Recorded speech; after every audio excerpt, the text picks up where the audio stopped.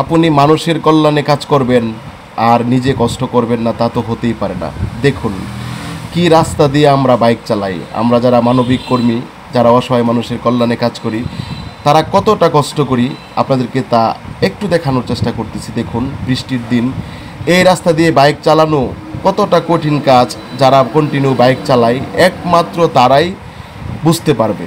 আপনারা দেখুন একটু বৃষ্টি হয়েছে, রাস্তা কতটা খারাপ হয়েছে। আসলে অসহায় মানুষের জন্য আমরা কাজ করি, তাদেরকে ভালো রাখতে আমাদের এই প্রচেষ্টা।